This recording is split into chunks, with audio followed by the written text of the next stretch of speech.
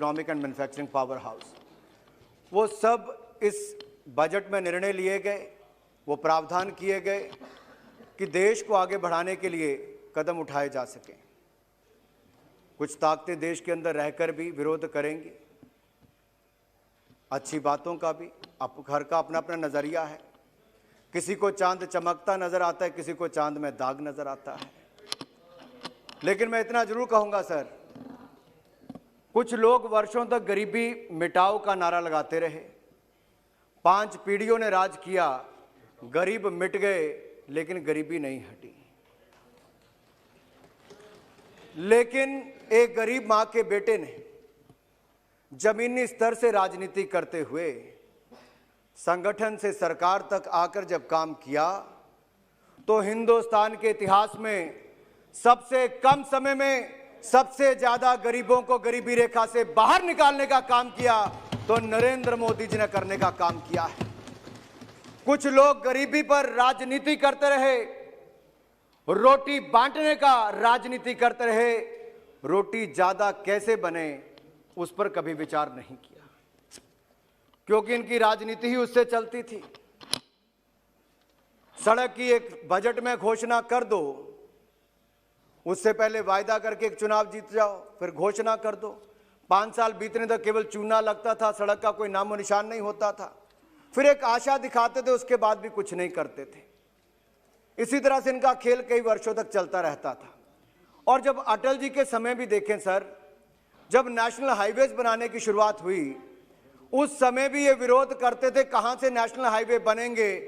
आज देश में अगर कोने कोने में नेशनल हाईवे बने तो अटल जी ने शुरुआत की और नरेंद्र मोदी जी के समय उसे ऊंचाइयों पर ले जाने का काम किया गया है, कई गुना ज्यादा उसको बढ़ाने का काम किया है।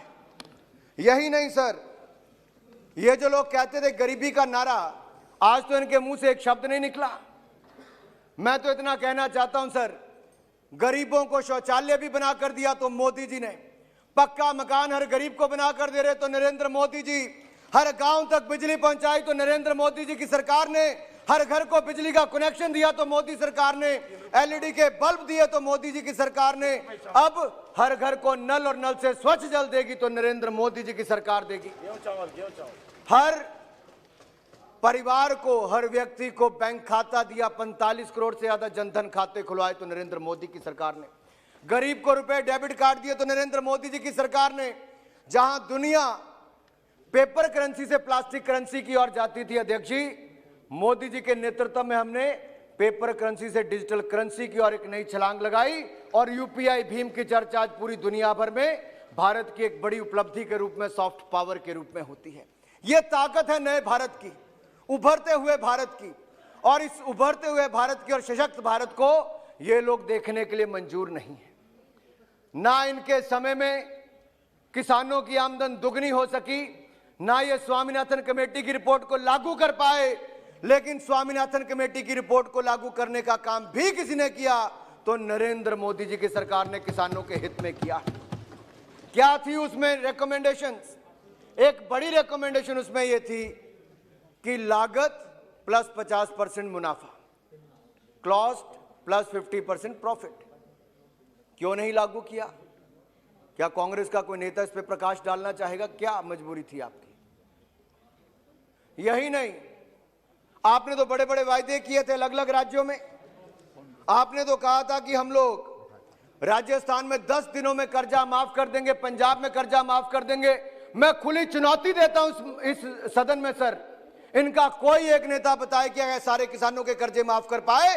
ये केवल वोट बैंक की राजनीति करते थे, किसानों के वोट लेने के बाद उनको भूल जाते थे सर। और याद करिए उस समय की कर्जा माफी, सीएजी की रिपोर्ट को भी देखना चाहिए। कर्जा किसको माफ किया आपने? जो कर्जा उस समय भी मात्र 50,000 करोड़ रुपए का कहा सर, उसमें आधे से ज्यादा पैसा उन लोगों के खाते में गया जो उसके हकदार ही नहीं थे। ये कांग्रेस के लोगों ने गरीब किसान का कर्जा भी माफ नहीं करने का काम किया। वो भी एक स्कैम था सर अपने आप में। और यही नहीं सर, राजस्थान में 1 से 10 दिन में संपूर्ण कर्जा माफी का जो वायदा किया था, राजस्थान के 75 लाख किसान आज 27 महीने के बाद भी इसका इंतजार कर रहे हैं सर। और पंजाब में तो मैं कह दूं, अब चले गए उठ के। पंजाब में कहा था, जहां से कैप्टन अमरिंदर सिंह जी ने, सर पहले सदस्य थे इस हाउस के, अब नहीं, चलो मैं नाम नहीं लेता, पंजाब के मुख्यमंत्री ने, सर मुख्यमंत्री बनने से पहले जब अपना चुनाव कैंपेन शुरू किया, जिस किसान के घर से किया, सर उस किसान को कहा कि मैं तुम्हारा कर्जा माफ करूंगा और पूरे पंजाब के किसानों के कर्जे माफ करेंगे। आप पंजाब के किसानों के कर्जे भी नहीं माफ कर पाए और उस किसान का कर्जा भी आप माफ नहीं कर पाए। यह असली चेहरा है कांग्रेस का। और यही नहीं, इंटेंट की आप बात करते थे, इंटेंट भी आपकी नजर आती है और इंटेंशन तो आपकी सदा देश के सामने थी ही। लेकिन हमारी सरकार ने किसानों के हित में क्या किया, इस पर सर मैं कुछ प्रकाश जरूर डालना चाहूंगा। और इसलिए भी कहना चाहूंगा क्योंकि देश के सामने जितना झूठ बोलने का काम एक राजनीतिक दल के लोग कर रहे हैं, मुझे लगता था उनके एक सांसद ही करते हैं, लेकिन उनके नेता भी अगर यही करते हैं तो इससे पता चलता है ना वो पढ़ते लिखते हैं और केवल समाज को बांटकर राजनीति करने का काम करते हैं, किसानों को गुमराह करके उनके कंधों पर बंदूक चलाकर अपनी राजनीतिक रोटियां सेकने का काम करते हैं। लेकिन इससे उनका कभी भला नहीं होगा, क्योंकि नरेंद्र मोदी जी ने पिछले कल भी स्पष्ट किया है, ये कानून हमने बनाया है किसानों की आय को दुगना करने के लिए। और मंडियां जो राहुल गांधी जी ने कहा, मैं सर माननीय सभापति जी, मैं सदन के सारे 543 से ज्यादा सांसदों के सामने कहना चाहता हूं, कोई एक सांसद खड़ा होकर यह बता दे कि किस क्लॉज के अंतर्गत मंडी बंद हो सकती है। कोई एक सांसद बताए। कांग्रेस के नेता यहां पर बैठे हैं, मैं इसलिए कहना चाहता हूं, कहां पर लिखा है मंडी बंद होगी?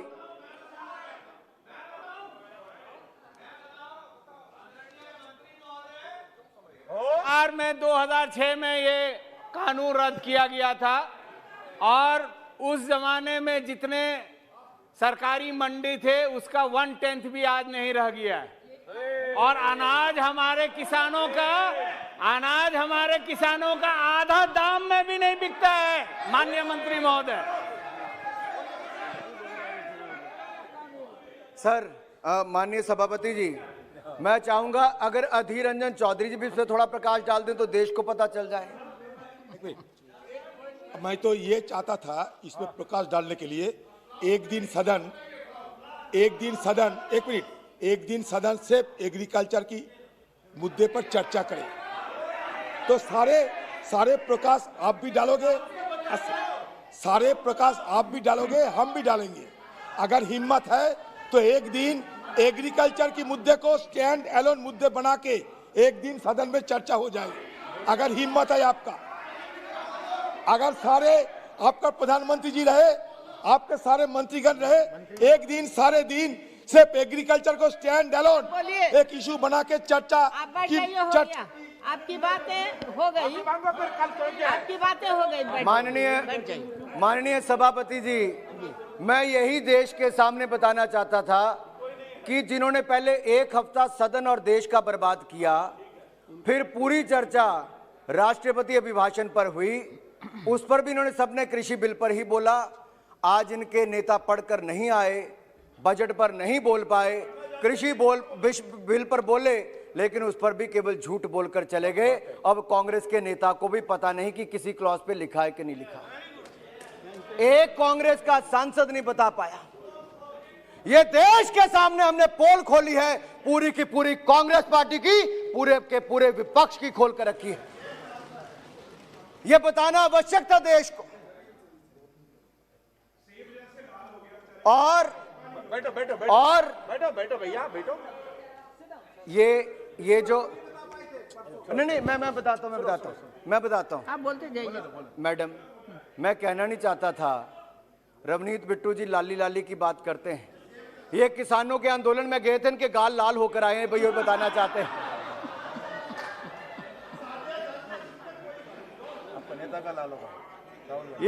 इनके गाल लाल हुए, ये उसी के बारे में उल्लेख यहां करवाना चाहते थे, मैंने कर दिया। मैं करना नहीं चाहता था, लेकिन क्योंकि वो भी जानते हैं इनकी सच्चाई क्या है।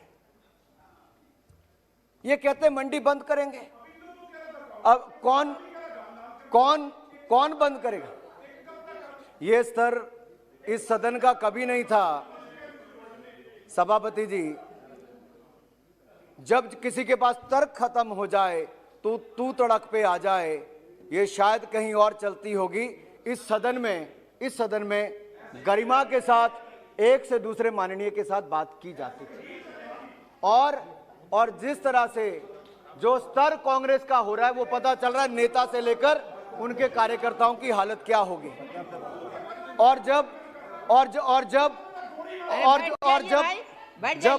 सभापति जी मैं अब बताना चाहता हूं, हमने पिछले साल भी 1000 से ज्यादा मंडियों को ई-नैम के साथ जोड़ने का काम किया। इस साल भी मंडियों के सशक्तिकरण के लिए 1000 से ज्यादा मंडियों को जोड़ने जा रहे हैं। और यही नहीं, पीएम किसान सम्मान निधि किसानों का जो सम्मान करना चाहता है, उसके मन में कृषि विभाग के साथ साथ कृषि एवं किसान कल्याण मंत्रालय नाम किसी ने रखा तो नरेंद्र मोदी जी ने रखा है। और किसानों के कल्याण के लिए पीएम किसान सम्मान निधि मोदी सरकार लेकर आई। अब तक 1,14,000 करोड़ से ज्यादा किसानों को दिया है तो नरेंद्र मोदी जी की सरकार ने देश के किसानों को दिया। ये बार बार सुगोता राय जी कहते हैं कि कम कर दिया, बजट कम कर दिया, क्योंकि पश्चिम बंगाल की सरकार किसानों को वहां पर पैसा नहीं देना चाहती थी, जो मोदी सरकार यहां से किसानों को पैसा भेजना चाहते थे। आपकी मुख्यमंत्री, आपकी सरकार उनको नहीं देना चाहती थी, इसीलिए 14,000 करोड़ अगर पश्चिम बंगाल के किसानों का हक किसी ने मारा तो तृणमूल कांग्रेस की सरकार ने वहां पर मारा है।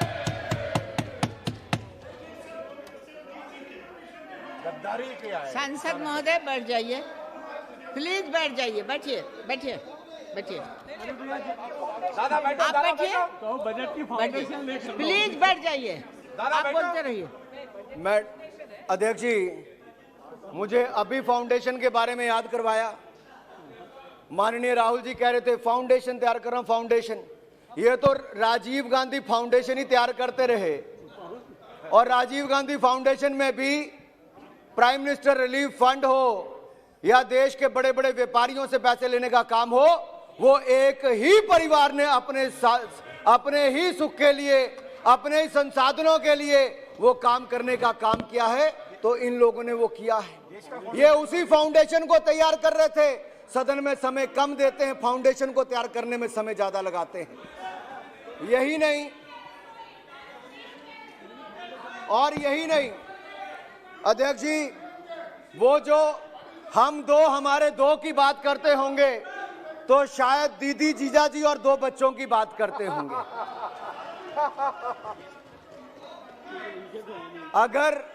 अगर हम दो हमारे 2 दीदी जीजा जी और उनके 2 हैं तो मैं समझ सकता हूं इनके परिवार में चलता रहा आज तक, और अगर ये चलता रहा है तो देश को लूटने का काम किया है। और यही नहीं, इसके आगे मैं आपके सामने कुछ बातें जरूर रखना चाहता हूं। एमएसपी की बात की, एमएसपी को कौन खत्म कर रहा है? कहां लिखा एमएसपी को खत्म करने की बात? एक भी लाइन कहीं पर एमएसपी को खत्म करने की नहीं है। मैं आपके सामने स्पष्ट तौर पर कहना चाहता हूं, एमएसपी की प्रोक्योरमेंट और एमएसपी का प्राइस, ये दोनों ही बढ़े हैं तो नरेंद्र मोदी जी की सरकार के समय बढ़े। और मैं आपके सामने कुछ आंकड़े रख के जरूर कहना चाहता हूं, क्योंकि ये बताना जरूरी है। जहां तक वीट की बात है, 2013-14 में 33,874 करोड़ रुपया खर्च किया खरीद के लिए, तो गेहूं पर वो बढ़ाकर हमारी सरकार के समय 75,068 करोड़ रुपया इस साल खर्च हुआ है 2021 में। और यही नहीं, धान के लिए अगर इनकी सरकार के समय 63,000 करोड़ खर्च हुआ तो अब हमारे एक साल में बढ़कर 1,72,000 करोड़ से ज्यादा हुआ। इनकी सरकार के समय 5 सालों में जितना पैसा खर्च हुआ एमएसपी खरीद पर, उससे 2.5 गुना ज्यादा नरेंद्र मोदी जी की सरकार ने किसानों को एमएसपी खरीद पर पैसा दिया है। 8 लाख करोड़ रुपए से ज्यादा दिया। कृषि बिल पर यह क्या चर्चा करेंगे? अगर मोदी जी ने, माननीय प्रधानमंत्री जी ने पिछले कल कहा कि मंडी व्यवस्था है और रहेगी, लेकिन मंडी व्यवस्था के अलावा भी ऑप्शन दी जा सकती, कोई कंपल्शन नहीं है, ऑप्शनल है। आप चाहे मंडी में जाएं, आप चाहे मंडी से बाहर किसी के पास जाएं। अरे कहीं ये कानून लिखा कि राहुल गांधी वहीं से लड़ेंगे, अमेठी से जहां चुनाव हारे वायनाड नहीं जा सकते? राहुल गांधी कहीं से जाकर चुनाव लड़े, लेकिन देश का किसान, अमेठी का किसान वायनाड में जाके सामान नहीं बेच सकता? ये कहां पर लिखा है? उनके लिए अधिकार नहीं है, वो कहीं पे भी जाके लड़ सकते हैं, लेकिन किसान को जाकर कहीं पर अपना सामान बेचने का अधिकार नहीं। राहुल गांधी को पता और दादा बैठो। इसके अलावा भी दलहन तिलहन के दाम हो तो दालों के तो 40% ज्यादा। राहुल गांधी का जवाब दे रहे सुरेश जी माननीय सभापति जी, बैठिए, बैठ जाइए। माननीय सभापति जी, आप बैठ जाइए। I am not yielding madam. आप अपने टाइम में बोलिएगा। सुरेश जी, मैडम अध्यक्ष सुरेश जी, जी, आप बोलते रहिए। ओके आप बोलते रहिए। Goodbye. वैसे तो पूर्व प्रधानमंत्री जी जो इनकी पार्टी से ही आते थे, उनको लाल और हरी मिर्च में अंतर पता नहीं था, और ये जो आज भाषण देकर गए, इनको गेहूं और जौ में अंतर पता नहीं है। ये कृषि पर क्या ज्ञान बांटेंगे? ये अपना मजाक उड़वा कर गए, पूरे देश में मजाक बनेगा। और यही नहीं, ये तो जो आंदोलन जीवी हैं, इन आंदोलन जीवियों के लिए आप कल्पना कीजिए, कांग्रेस के एक नेता ने आज कह दिया कि वो महात्मा गांधी देश के सबसे बड़े आंदोलन जीवी हो। कांग्रेस के नेता ने कहा, कहां मिला दिया राष्ट्रपिता महात्मा गांधी जी को। कांग्रेस और कितना नीचे गिरेगी अपनी राजनीति को लेकर, एक चिंता का विषय है। आप कभी किसान को, आप इस पर उत्तर दे दीजिए, क्या महात्मा गांधी जी इस देश के सबसे बड़ी, नहीं बताइए ना, इस पे बताइए, क्या आप मानते हैं, क्या आप गिनते हैं महात्मा गांधी जी को? ये पूरा देश उनको राष्ट्रपिता के नाम से जानता है, लेकिन आपके पार्टी के महासचिव ने उनको आंदोलन जीवी कह दिया। इससे बड़ा दुर्भाग्य क्या होगा? इन बातों का जवाब आपको देना ही होगा। और यही नहीं मैडम, एग्रीकल्चर इंफ्रास्ट्रक्चर सेस की बात कही गई, किसके भले के लिए? क्यों विरोध करते हैं आप? एक तरफ से आप कहते हैं 50-60% सामान सड़ गल जाता है, मंडी तक नहीं पहुंच पाता, उसकी अनाज का भंडारण का सिस्टम नहीं है, तो क्या बनना चाहिए? नहीं बनना चाहिए। और अगर बनना चाहिए तो एग्रीकल्चर इंफ्रास्ट्रक्चर सेस लगाकर हजारों करोड़ जो आएंगे वो किसानों के लिए इंफ्रास्ट्रक्चर खड़ा करने के लिए मोदी सरकार खर्च करेगी, ताकि उससे उनको भंडारण की सुविधा भी मिले और आमदन दुगने होने का काम भी हो। 1 लाख करोड़ रुपया हमने इसके पहले भी कहा कि अगले 5-6 वर्षों में एग्रीकल्चर इंफ्रास्ट्रक्चर फंड के रूप में खर्च किया जाएगा। और यही नहीं, मंडियों की सशक्तिकरण के बारे में मैं पहले कह चुका हूं, और ऋण भी, सुलभ ऋण योजना किसानों के लिए मिले। 16.5 लाख करोड़ रुपया इस साल बैंकों के माध्यम से किसानों को मिलेगा, जो पिछले बजट से 10% ज्यादा है। उनको समझ में नहीं आया था, हो जाएगा, इसलिए वो थोड़ा अधीर रंजन जी को आगे। सर, जो किसानों में ठंड में बैठने की बात कर रहे थे, वो उस समय तो तमिलनाडु में बिरयानी खा रहे थे, तो छोड़िए, उसके बारे में बात क्या करनी है।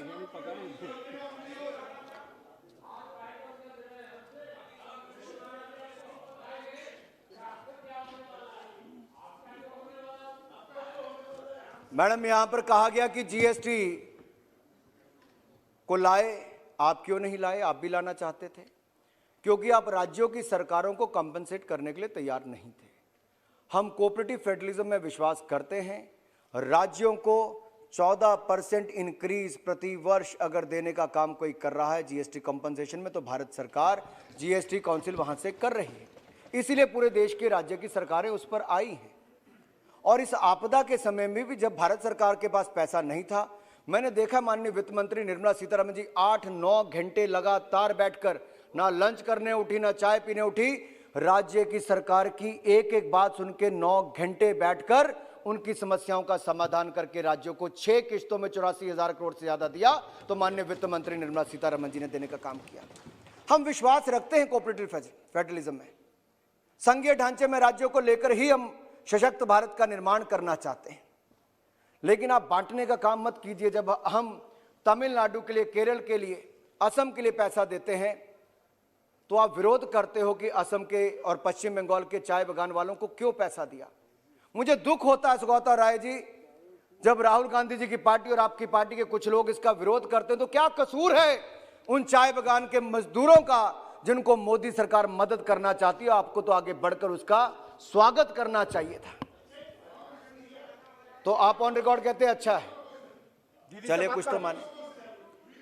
और जिस राज्य से राहुल जी जिनकर आते हैं केरल में, उस राज्य को भी दिया तब भी विरोध करते हैं। लेकिन एक सवाल मैं कांग्रेस पार्टी से जरूर पूछना चाहता हूं और राहुल गांधी जी से पूछना चाहता हूं, अगर ये कोई 2 कंपनियों का नाम लेते हैं तो जिस राज्य से वो सांसद बनकर आते हैं, जिन राज्यों से आप सांसद हैं, क्या उस राज्य के कुछ संसाधन उन कंपनियों को बुलाकर दिए गए कि नहीं दिए गए?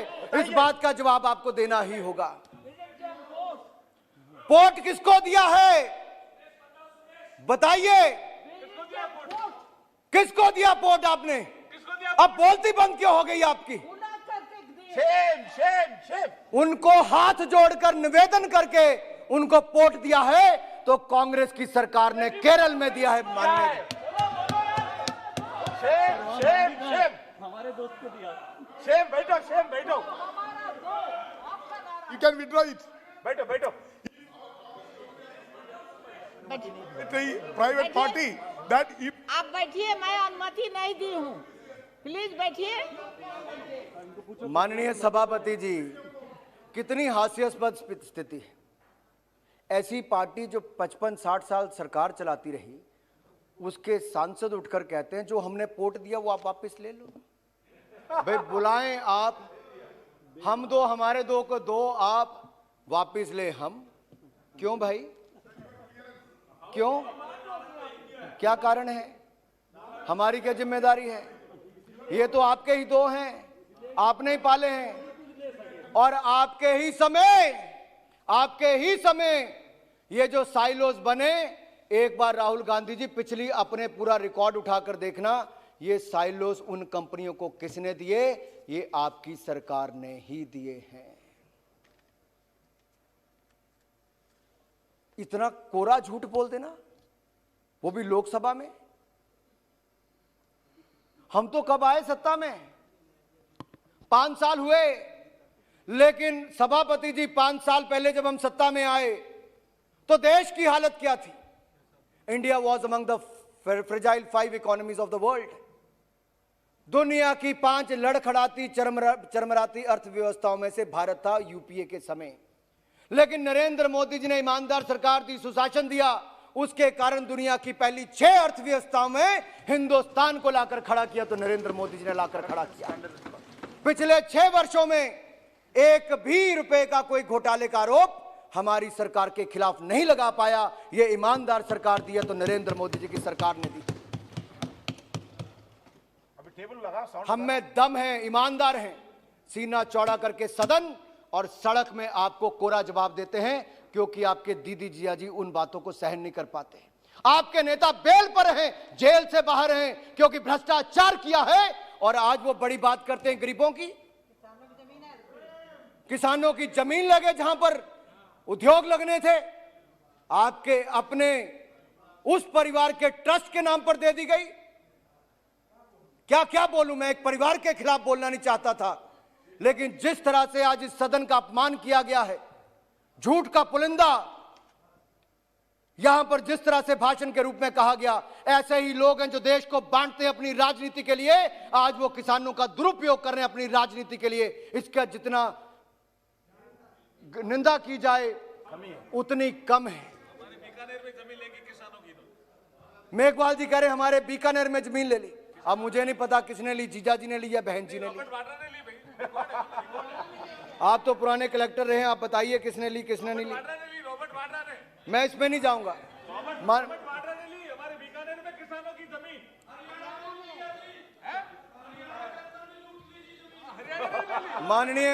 माननीय सभापति जी, यूपी वाले कहते हमारी जमीन ले गए, बीकानेर वाले कहते हमारी ले गए, राजस्थान वाले कहते हमारी ले गए, हरियाणा वाले कहते हमारी ले गए।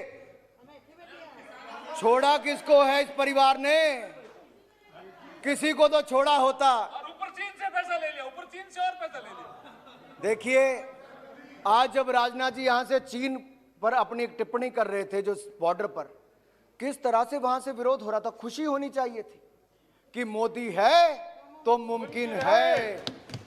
और पूरी सर्दियों के समय, ठंड के समय भी हमारे सेना के जवानों ने जितनी मुस्तैदी के साथ, वीरता के साथ देश की रक्षा सुरक्षा की है, वो देश के लिए गर्व की बात है। मैं इस मंच से देश के सैनिकों का बहुत बहुत आभार प्रकट करता हूं। और मैंने किया, हमारे साथियों ने किया, लेकिन उधर से अभी भी सैनिकों का कोई मान सम्मान नहीं करता। मैं एक बार फिर बोलता हूं, देश की सीमा पर जो देश के सैनिकों ने देश की रक्षा सुरक्षा करने का काम किया, देश की जनता के साथ साथ देश के सदन के इस लोकसभा के सदस्य उनका बहुत बहुत आभार प्रकट करते हैं। यही देश को दिखाना था कि एक व्यक्ति भी